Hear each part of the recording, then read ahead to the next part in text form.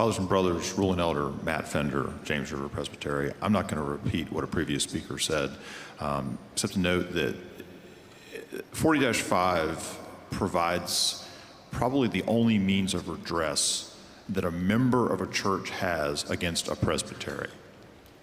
Members have no standing in presbytery. They do not have the opportunity to come forward and file a complaint. They can't speak on the floor of presbytery. They can't do anything if they don't have elders to represent them to stand up against a presbytery that's acting wrongly. Now, the previous speaker just gave us some facts. Those facts are not in the record. And I would suggest to you, brothers, that it's the proper role of the 40-5 citation and the ensuing SJC case to investigate those facts, to find those facts definitively, and that we shouldn't rely upon statements made at a microphone on the floor that aren't in the record. The seizure of a church's property, whether it be real property or personal property like a bank account, I don't think any of us would doubt that that rises to the level of a grossly unconstitutional proceeding. It is in fact a solemn covenant and a fundamental principle of our denomination that church property belongs to the church, not the presbytery. And therefore, brothers, I urge you to defeat this amendment. Thank you, sir. Seeing no one else at a microphone, number 2. Mr. Moderator, Ryan Biese, Tennessee Valley Presbytery teaching elder. Someone may object in this case that perhaps the church had little property. Well, that's fine. That's what we've heard, but we haven't investigated that. Nonetheless, sir, our book is crystal clear.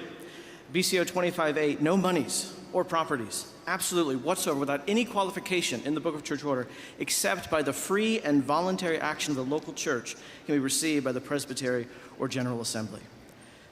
In this case, Mr. Moderator, the report, and that's all it is right now, is a report, alleges not only did the local church not freely or voluntarily entrust its property to the presbytery, but the presbytery allegedly shuttered the congregation, dissolved the congregation, and seemingly without the opportunity for this flock of Christ's people to remonstrate and to plead with the presbytery not to remove their lampstand. Mr. Moderator, our Lord is very patient with his churches.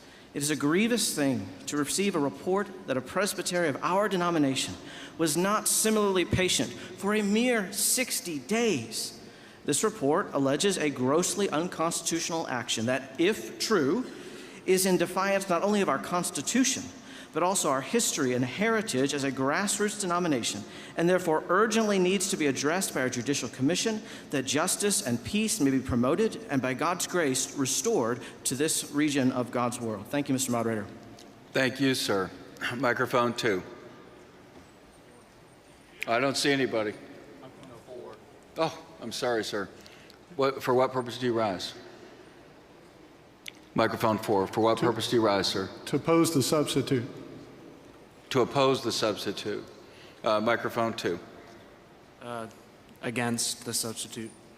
Yes, sir, I understand. All right, You have the Teaching floor. Elder Scott Edburg, Ileana Presbytery, the seizure of assets. Thank you, sir. Microphone 4.